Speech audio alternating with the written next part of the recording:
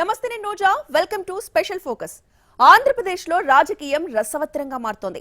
Polling date సమీపిస్తున్న కొద్దీ ఓటర్లను ఆకర్షించే మంత్రం కొత్త పుంతలు తొక్కుతోంది. మరి ఎన్నికల యుద్ధానికి సిద్ధమంటున్న పార్టీల సన్నద్ధత ఎలా ఉంది? అధికార విపక్షాల అమ్ముల పొదిలోని అస్త్రాలేంటి? మార్పులు చేర్పుల రాజకీయం నేర్పుగా సాగుతోంది. మేనిఫెస్టో వంటకం ఘుమఘుమలాడుతోంది. సభలు సదస్సుల సమీకరణాలు సమరానికి సై అంటున్నాయి. ఒకరు షెట్టు మడత పెట్టే టైం వచ్చిందని చెప్తుంటే మరొకరు కుర్చీ మడత పెడతామంటూ మాటల తూటాలు పేలుస్తున్నారు. ఆంధ్రప్రదేశ్లో పొలిటికల్ హీట్ పెరుగుతోంది. పోల్ డేట్ సమీపించే కొద్దీ డైలాగ్ వార్ తీవ్రమవుతోంది. చొక్కాలు కుర్చీలు మడత పెట్టే టైం వచ్చిందని మాటల హోరు. జాబితాలు మేనిఫెస్టోతో యుద్ధానికి సిద్ధంగా వైసీపీ. పొత్తులు, సీట్ల లెక్కలు, సదస్సులతో విపక్షాల సమరభేరి. రానున్న రోజుల్లో ఏ పార్టీ వ్యూహాలు ఎలా ఉండబోతున్నాయి? ఆంధ్రప్రదేశ్లో రాజకీయ వేడి రగులుకుంటోంది. వ్యూహ ప్రతివ్యూహాల లెక్క పదులు తేలుతోంది. ఓటరు మనసు గెలిచే విద్య కొత్త కొత్త రంగులద్దుకుంటోంది. మరికొన్ని వారాల్లోనే ఎన్నికలు, ఇంకొన్ని రోజుల్లో షెడ్యూల్ వస్తుండడంతో అధికార విపక్షాల సన్నద్ధత మరో లెవెల్లో సాగుతోంది. జాబితాల జాతరతో శంఖారావం పూరించిన వైసీపీ మేనిఫెస్టోతో ఆయుధాలకు స్థాన పెడుతోంది. బీజేపీతో పొత్తులు లెక్క తేలకపోయినా టీడీపీ, జనసేనలు మాత్రం ఇప్పటికే అభ్యర్థులను రెడీ టు రేస్ అన్నట్లుగా సిద్ధం చేసుకున్నాయి. రామమందిరం జోష్తో బీజేపీ జాతీయ దళం ఉరకలేస్తుంటే ఇటు దానికి తోడు గ్రామ గ్రామానికి కమలం పార్టీని తీసుకువెళ్లే సమావేశాలతో రాష్ట్ర పార్టీ నాయకత్వం ఉరకలేస్తోంది. ఆంధ్రప్రదేశ్ గడ్డ మీద యుద్ధానికి అంతా సిద్ధమైంది. ఏపీలో ఎన్నికలు సమీపిస్తున్న వేళ అగ్రనాయకుల మాటలు కూడా మసాలా దట్టించి మరీ జనాల నషాల్లోకి ఎక్కుతున్నాయి. చొక్కా మడత పెట్టి రణరంగంలోకి దిగే సమయం వచ్చిందని, మీరు సిద్ధమా అంటూ వాలంటీర్ల అభినందన సభలో సీఎం జగన్ ఓ రేంజ్లో మాటల తూటాలు సంధించారు. అటు టీడీపీ అధినేత చంద్రబాబు కూడా కుర్చీలు మడత పెట్టే టైం వచ్చిందని సినిమా డైలాగులతో కాకరేపారు. ఇక స్లీవ్స్ మడచాల్సిన సమయం వచ్చింది.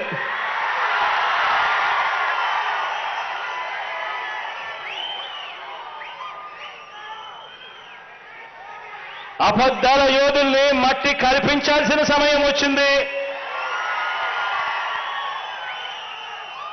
మీ మేడకు పదను పెట్టి మంచి చేస్తున్న ప్రభుత్వానికి అండగా నిలబడాల్సిన సమయం వచ్చింది. ముఖ్యమంత్రి ఒక సభలో మాట్లాడుతూ చొక్కా చేతులు మడతబెట్టే సమయం వచ్చింది.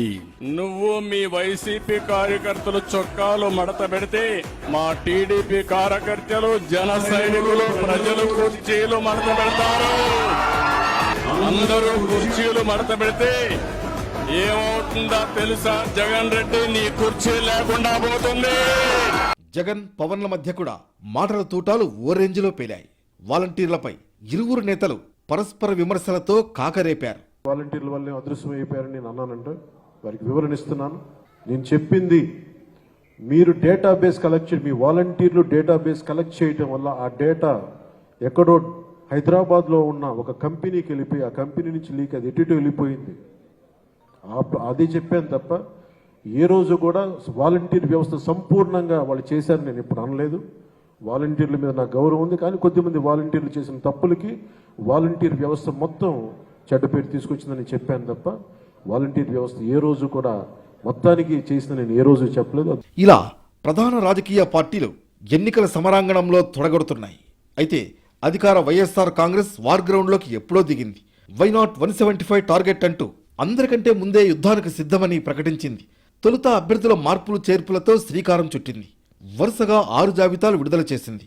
ఏమాత్రం మొహమాటాలకు తావు లేకుండా ఏకంగా మంత్రులు, సీనియర్ ఎమ్మెల్యేల స్థానాలను కూడా చేంజ్ చేసింది. ఇప్పటి వరకు 67 అసెంబ్లీ, 18 ఎంపీ స్థానాలకు ఇన్ఛార్జీలు ఖరారయ్యారు. ఇందులో సగానికంటే పైగా సిట్టింగుల్ని పూర్తిగా పక్కన పెట్టారు. మిగతా వారిని స్థానాలు మార్చారు. అయితే పక్కన పెట్టేవారి సంఖ్య భారీగా ఉంటుందనే అంచనాల మధ్య ఇంకెన్ని లిస్టులు ఉంటాయోనని చర్చ జరుగుతోంది. సామాజిక సమీకరణాలను పక్కాగా చూసుకుంటూ అనేక వడబోతలు చేస్తోంది.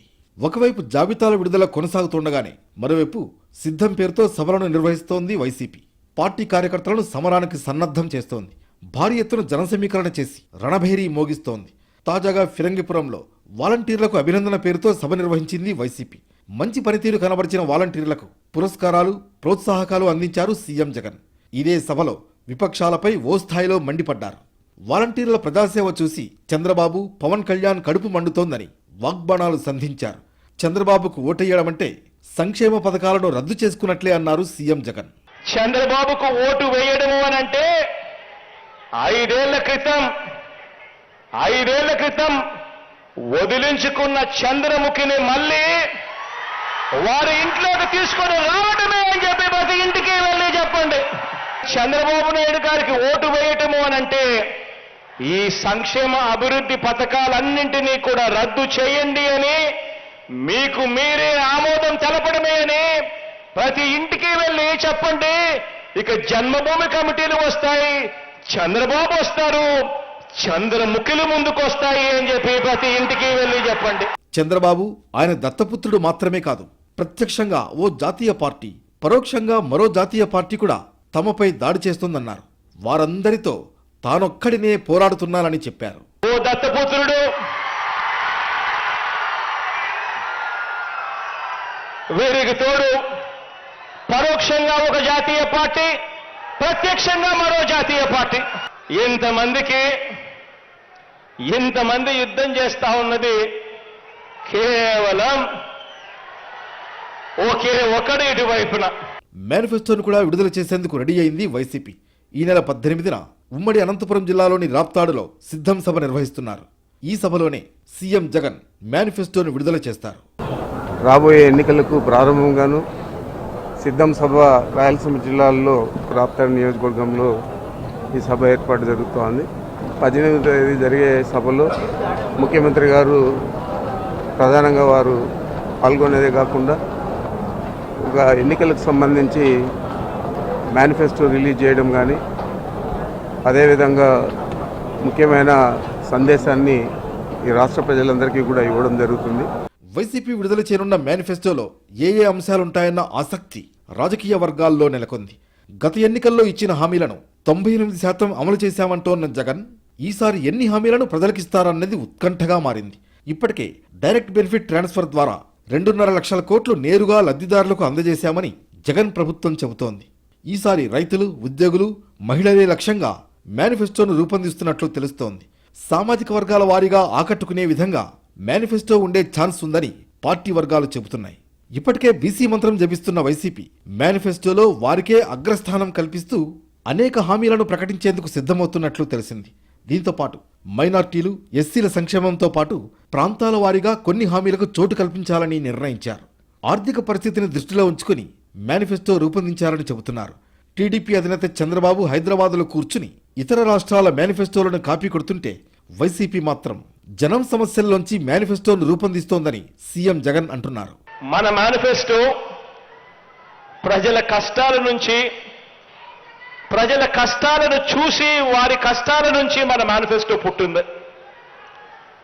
వారి కష్టాలకు ఓ సమాధానం వెతుకుతూ మన మేనిఫెస్టో పుట్టింది.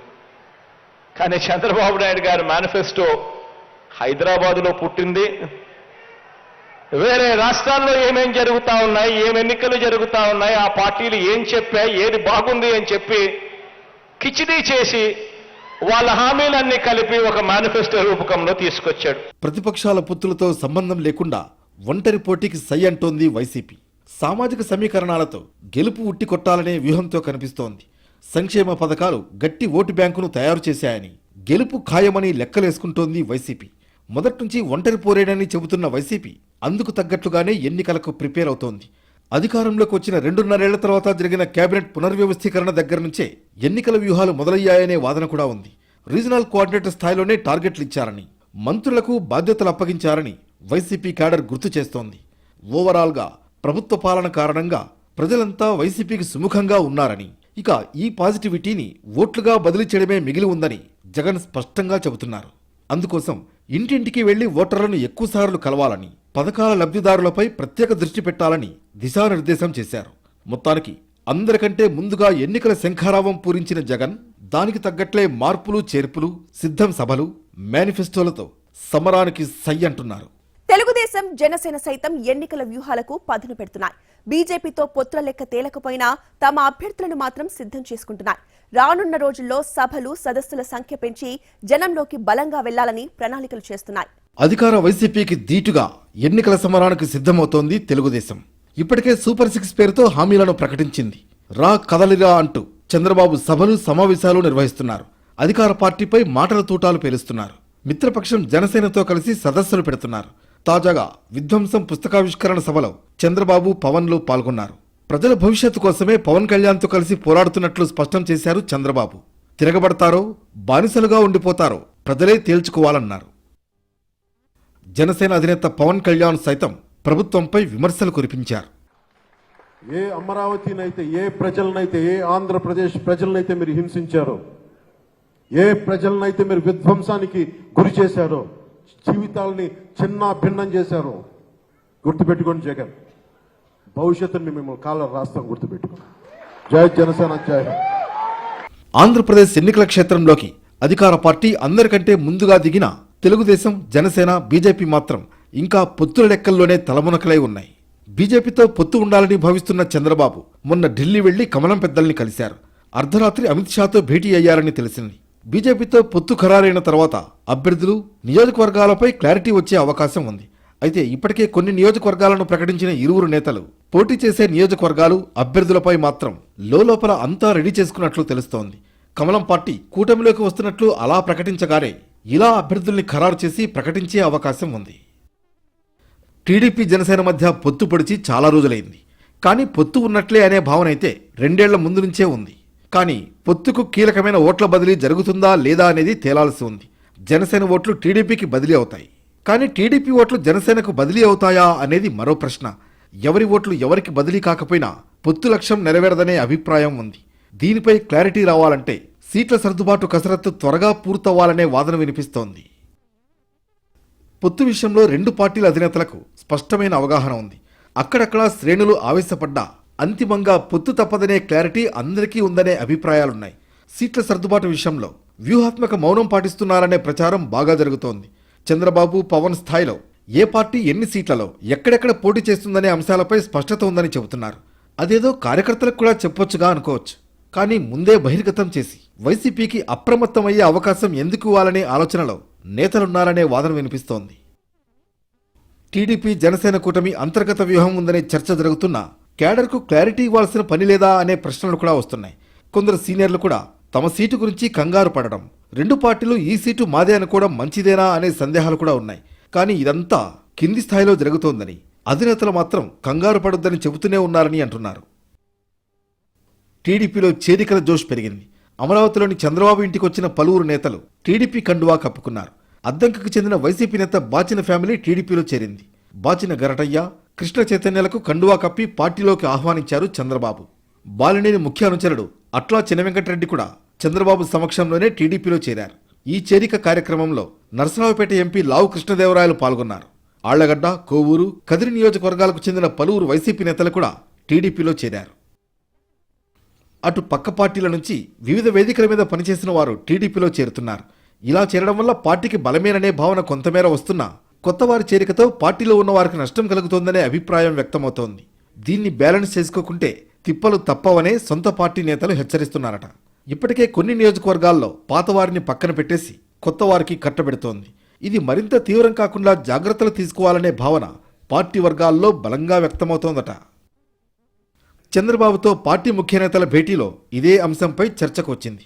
పార్టీకి సేవ చేసిన వారికి ఎలాంటి ఇబ్బంది లేకుండానే చేరికలు ఉంటాయనే విషయాన్ని టీడీపీ అధినేత క్లారిటీ ఇచ్చారట.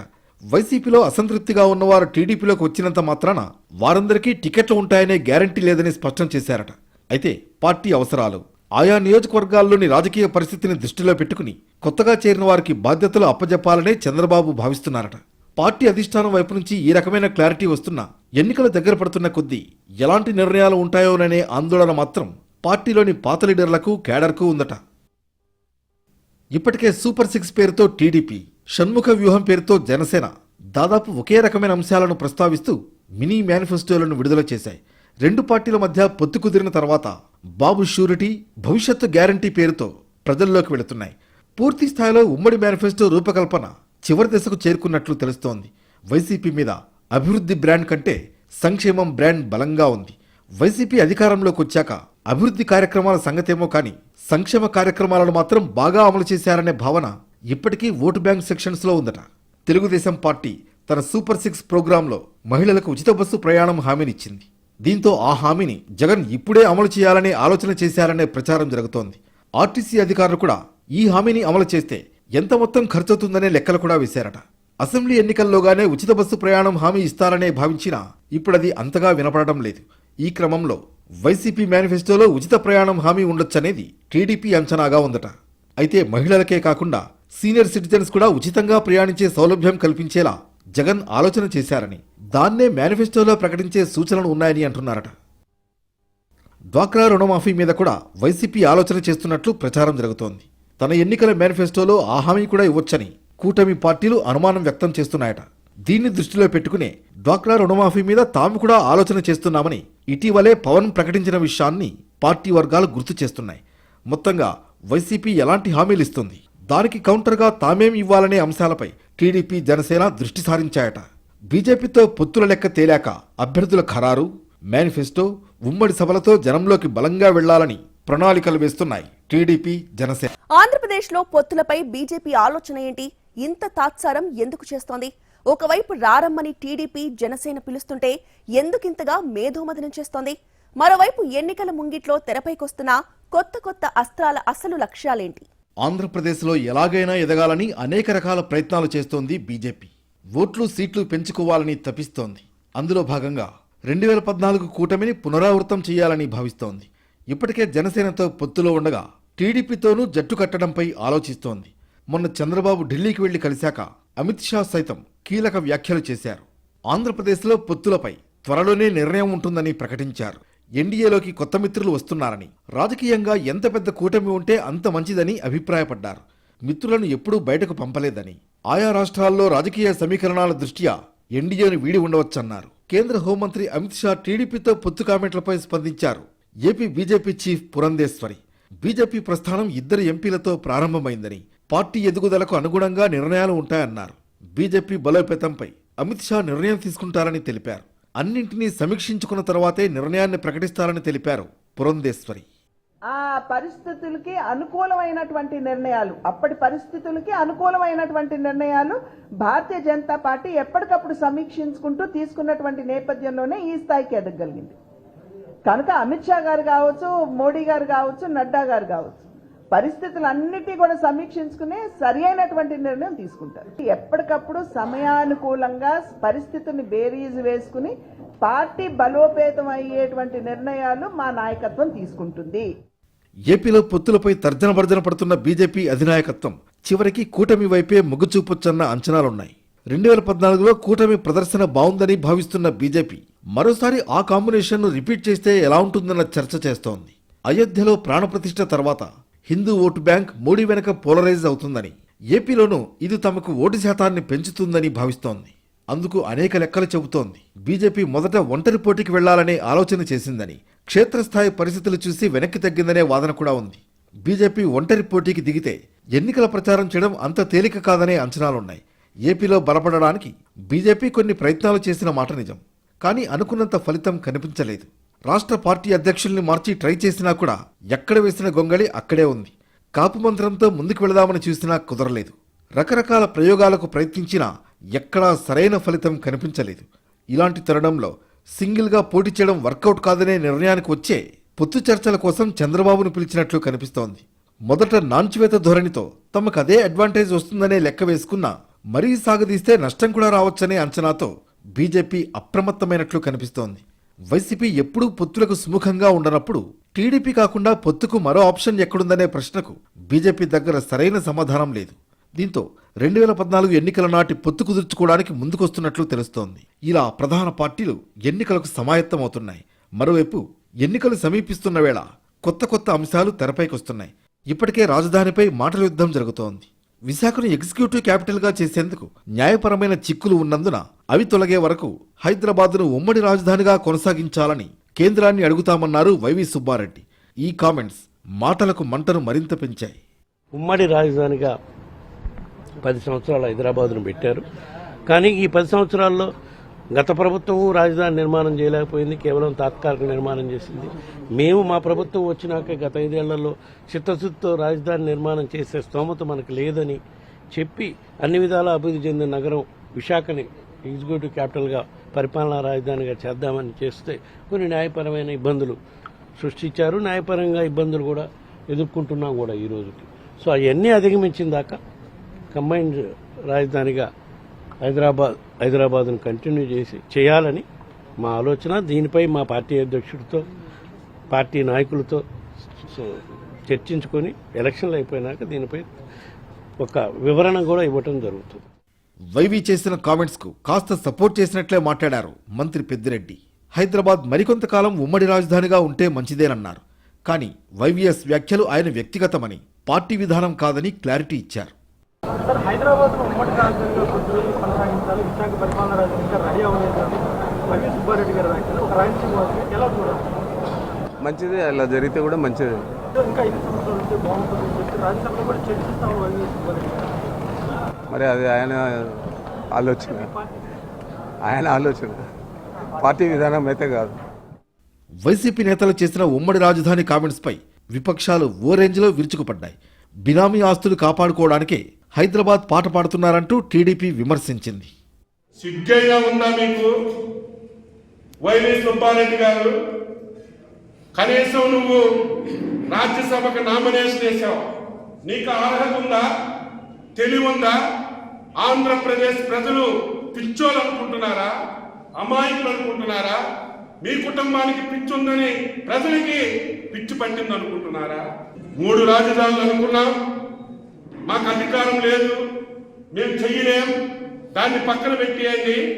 రేపు మళ్ళీ మేము ఇంకొక 10 సంవత్సరాలు హైదరాబాద్ రాజధాని గురించి అడుగుతామని ప్రజల చెవుల్లో పువ్వులు పెడుతుంటే, అటు బీజేపీ కూడా అగ్గి మీద గుగ్గిలమైంది. ఇప్పటికే రాజధాని లేని రాష్ట్రంగా ఏపీ ఉంటే మళ్లీ హైదరాబాద్ అంటారా అంటూ అంతెత్తున లేచారు బీజేపీ ఎంపీ జీవీఎల్ నరసింహారావు. 10 సంవత్సరాలు ఇచ్చింది ఉపయోగించుకోమని మనకు అధికారంగా ఇచ్చారు, కానీ 2 పార్టీలు ఆ అధికారాన్ని వదులుకున్నాయి. మరి ఈరోజు కొత్త ఆ క్యాపిటల్ నిర్మాణం పూర్తి చేయకపోగా మళ్లీ చలో హైదరాబాద్ అంటాం, ఇది రాష్ట్ర ప్రజల్ని అవమానపరిచినట్లు అవుతుంది. సో కాబట్టి కొత్త కన్ఫ్యూజన్కి తెర తీయొద్దు. మొత్తానికి ఎన్నికలు ముంచుకొస్తున్న కొద్దీ ఏపీలో పొలిటికల్ హీట్ పెరుగుతోంది. యుద్ధానికి సిద్ధమంటూ అధికార పార్టీ సహా విపక్షాలు సై అంటున్నాయి. కొత్త అంశాలు తెరపైకొస్తున్నాయి. పొత్తుల లెక్కలు ఏ క్షణమైనా తేలే అవకాశం ఉంది. మొత్తానికి ఏపీ ఎన్నికలు రసవత్తరంగా మారాయి.